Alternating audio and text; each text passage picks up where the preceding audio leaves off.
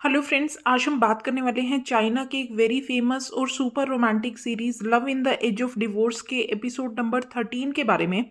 Episode 1 to 12 मेरे channel पर already available है और आप अब तक की स्टोरी उन्हें देखकर जान सकते हैं।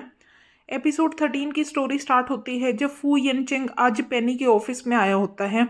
फू येन चेंग, जिसे लग रहा था कि पेनी के हस्बैंड का एक्स्ट्रा मैरिटल अफेयर चल रहा है, अब उससे जानना चाहता था कि उसका हस्बैंड हाकिंग इस वक्त कहाँ पर है। हाकिंग क्योंकि ऑफिस से बाहर गया होता है, इसलिए पेनी आज फू येन चेंग को बता रही थी कि वो अभी इस वक्त किसी मीटिंग के लिए बाहर हैं।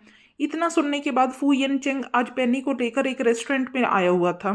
फू येन चेंग, जिसे थोड़ी देर पहले अपने असिस्टेंट चेन से पता चला था कि पेनी का बिजनेस पार्टनर हाकिंग एक रेस्टोरेंट में एक लड़की के साथ बैठा हुआ है, और फू येनचेंग जो अब तक मान चुका था कि पेनी का हस्बैंड उस पर इस वेडिंग में चीटिंग कर रहा है, उसकी एक गर्लफ्रेंड है, अब उसे ये सच्चाई दिखाने के लिए एक रेस्टोरेंट में लाया हुआ था।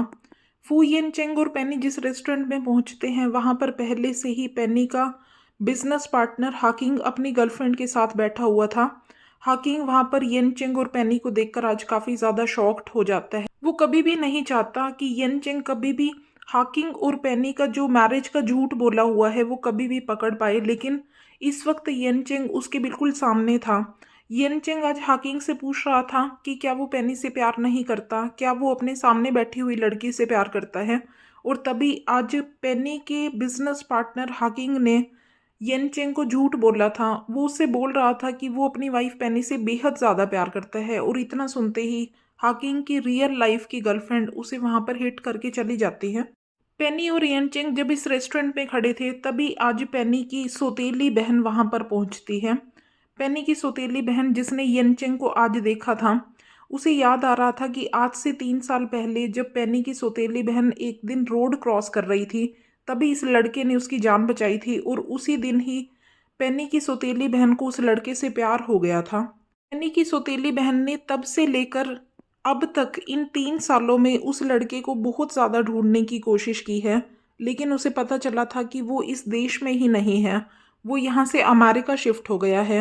और येनचेंग को आज अपने सामने देखकर पेनी की सौतेली बहन बेहद खुश हो रही थी, और जब वो जान चुकी थी कि ये और कोई नहीं उसी की सौतेली बहन शेन मिया का हस्बैंड है, तब से वो ये भी सोचने लगी थी कि येनचेंग और शेंग मिया का किसी भी हाल में वो डिवोर्स करवा कर रहेगी।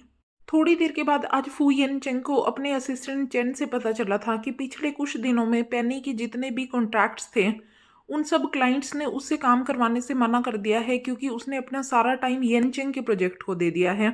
और यही सोचते हुए येनचेंग आज अपने घर में एक पार्टी ऑर्गेनाइज करता है। आज वो यहाँ पर पेनी के सब क्लाइंट्स को इनवाइट करता है और उन्हें बता रहा होता है कि पेनी एक बहुत ज़्यादा अच्छी इंटीरियर डिज़ाइनर है जो उसके घर को डिज़ाइन कर रही है। अपनी पार्टी में मौजूद सब गेस्ट को आज फू येनशेंग बता रहा होता है कि अगर वो पेनी को अपना बिजनेस देंगे, उसे इंटीरियर डिज़ाइनिंग करवाएंगे, तो नियर फ्यूचर में फू येनशेंग की कंपनी भी उन लोगों के साथ बिजनेस ज़रूर करेगी। जिसे सुनते ही आज फू येनशेंग की पार्टी के सब लोग पेनी से अपने इंटीरियर डिज़ाइनिंग का काम करवाने में बेहद ज़्यादा इंटरेस्टेड होते हैं। पेनी आज इस पार्टी में बेहद ज़्यादा खुश थी। फू येनशेंग और पेनी एक दूसरे के साथ बेहद ज़्यादा डांस कर रहे होते हैं। उन दोनों को एक साथ देखकर अब येनचेंग की दोस्त चुकिंग बेहद ज़्यादा जेलिस हो चुकी होती है। चुकिंग प्लान करती है कि थोड़ी ही देर में एक वेटर पेनी के पास जाएगा, उसे ड्रिंक्स में कुछ अल्कोहल मिलाकर देगा, जिसके बाद पेनी बेहोश हो जाएगी, अपने होश खो देगी, और थोड़ी देर के बाद वही वेटर दुनिया के सामने ये शो कर देगा कि पेनी के साथ उसका अफेयर चल रहा है और पेनी ने उसे एक रूम में बुलाया हुआ है। कुछ देर के बाद जैसा चुकिंग ने प्लान किया था, वैसा ही उस वेटर ने आज पेनी को ड्रिंक्स में कुछ अल्कोहल मिलाकर दे दिया होता है। पेनी, जो अब उस अल्कोहल को पी चुकी थी, नशे की हालत में जा चुकी थी, बेहद ज़्यादा बहक चुकी थी, लेकिन वो वेटर के साथ कहीं पर भी नहीं गई थी। तभी फू येनचेंग आज पेनी को बेहद ज़्यादा नशे की हालत में देखता है, उसे संभालते हुए अब उसे अपने घर ले आता है। पेनी, जो बेहद ज़्यादा नशे की हालत में थी, फू येनचेंग उसे अपने बेडरूम में सुलाकर जाने ही लगा था, तभी पेनी ने आज उसे अपने पास ही रोक लिया होता है। पेनी को आज फू येनशेंग पर बेहद ज़्यादा प्यार आ रहा होता है। फू येनशेंग, जिसे लग रहा था कि पेनी शायद इस वक्त नशे की हालत में है, उसे याद नहीं है कि वो मैरिड है, उसे याद दिला रहा होता है कि ये फू येनशेंग है, उसका हस्बैंड नहीं है। पेनी जिसे पता था कि वही उसका हस्बैंड है, वही फू येनशेंग जिसने शेंग मियाँ से शादी की है। शेंग मियाँ जो कोई और नहीं, पेनी खुद है।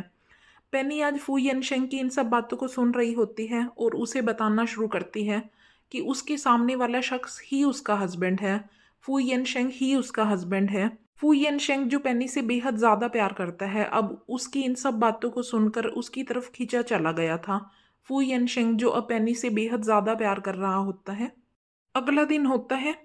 पेनी आज येनचेंग के बेडरूम में उठती है। उसे याद आता है कि कल रात को उसे किसी वेटर ने कुछ पीने के लिए दिया था, जिसके बाद वो बेहद ज़्यादा नशे की हालत में चली गई थी, जिसके बाद वो यहाँ पर आ गई थी। और इतना सोचते सोचते अब वो जैसे ही फू येनचेंग के घर से निकलने लगी थी, तभी फू येनचेंग ने उसे आज यहीं पर आकर रोक दिया होता है। और यहीं पर love in the age of divorce का एपिसोड नंबर 14 ख़त्म हो जाता है। उम्मीद है आपको ये वीडियो पसंद आई होगी। अच्छी लगी हो तो लाइक ज़रूर कीजिएगा, शेयर ज़रूर कीजिएगा, और अगर आपने मेरे चैनल को अभी तक सब्सक्राइब नहीं किया तो आज अभी सब्सक्राइब करके हमसे हमेशा के लिए जुड़ जाइए। अगले कुछ और बेहतरीन वीडियोज़ के साथ आपसे फिर से मुलाकात होगी। Thank you.